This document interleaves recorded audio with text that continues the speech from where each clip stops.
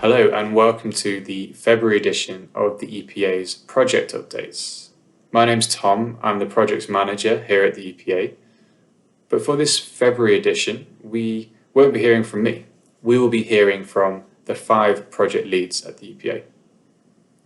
I'm very lucky to work alongside these talented project leads who, with the help of their team, dedicate their time to making the payments industry a better place for us all. So, without further ado, I will let Josh Burl, Project Inclusion Lead, take it from here. My name is Josh Burl. I work for the government engagement team at MasterCard. Part of my job is all around getting the public sector involved in card use, but I also look at financial inclusion, with which I chair the project inclusion at the EPA. What is project inclusion? It's a group of like-minded members of the EPA, all of whom have an interest in addressing the issues of financial exclusion. What this is where people either choose to or don't have access to standard and conventional banking products, which puts them at a disadvantage and subject to what we've started to call the poverty premium. The sort of work that we've been doing over the past year has been surveying what fintech has done around the impact of COVID, looking at the impact of financial inclusion on younger and older people. And at the moment, we're trying to profile the market into low-cost credit.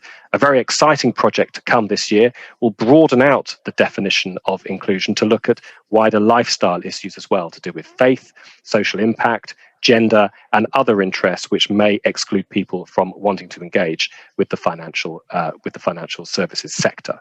We're interested in any member, or indeed non-member, who would like to join us, who has an interest in these additional pairs of hands, and intelligence and expertise and intel are always welcome. So we look forward to hearing from you. Thank you very much indeed. My name's Kevin McAdam. I'm the lead for Project International Trade within the EPA.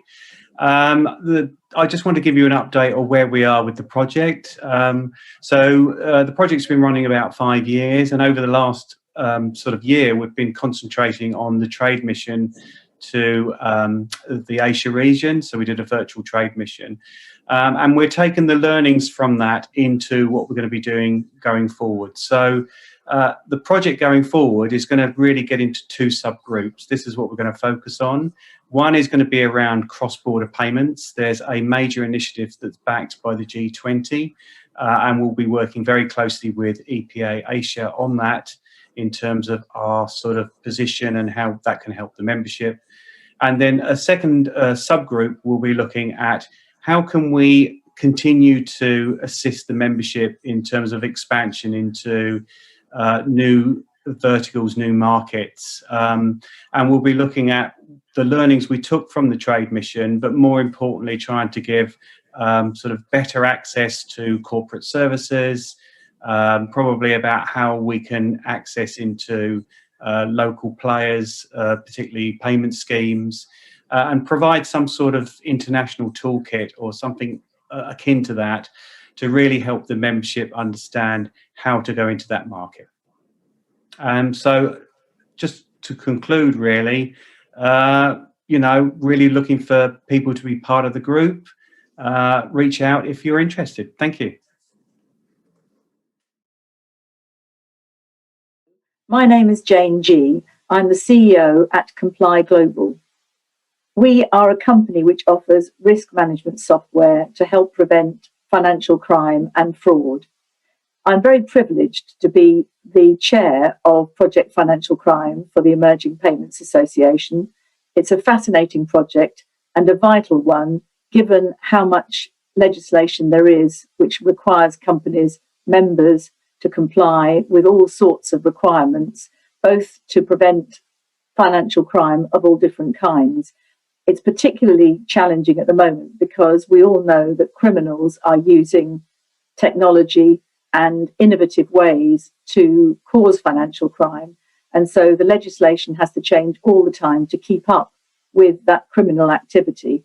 And in a similar way, companies have to keep up with what's going on in the market. We will be continuing with the work we've already undertaken which is to make sure that members have awareness of legislation and important developments in financial crime.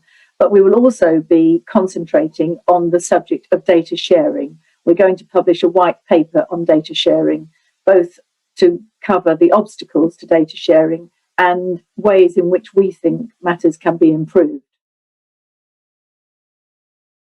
I'm Alison Donnelly, and I have the privilege of leading a great group of experts in Project Regulator. This month we had our regular meeting with the FCA where they provide us feedback and we do the same about the sector. We received some pretty harsh feedback in respect of the industry survey, where they have found that quite a few payment and e-money institutions haven't adequately responded to the guidance that they produced in the summer of 2020. And they were very much urging firms to make sure that they have wind down plans in place that are adequate, and of course, adequate safeguarding procedures. We, in turn, provided the FCA feedback, and we said that they need to be able to communicate widely exactly what their expectations are, and indeed face and engage on the questions and the issues that firms are struggling with. And we were delighted that that culminated in a webinar which the FCA hosted just this past week about safeguarding and wind down plans. We have also provided guidance and a consultation response to the HMT consultation on the special administration regime for insolvent payment and e-money institutions, again urging and reflecting more consideration of the particular circumstances of the sector. Hi everyone, my name is Mitch Trahan and I'm the UK Head of Compliance and MLRO at Banking Circle. I'm also the lead on Project Banking Access for the EPA. Now, Project Banking Access's aim is to increase transparency between banks and payment firms. At the moment, we are developing a new guide, and this guide will give practical information on all the banks in the space, their risk appetite, and how to contact them should you wish to receive further services. We do hope you find this useful. Many thanks. Thank you to Josh, Kevin, Jane, Alison and Mitch for their project updates. I hope you enjoyed watching this February edition, and if you'd like to get involved in any of the projects, please do reach out to me at tom.bruin@emergingpayments.org.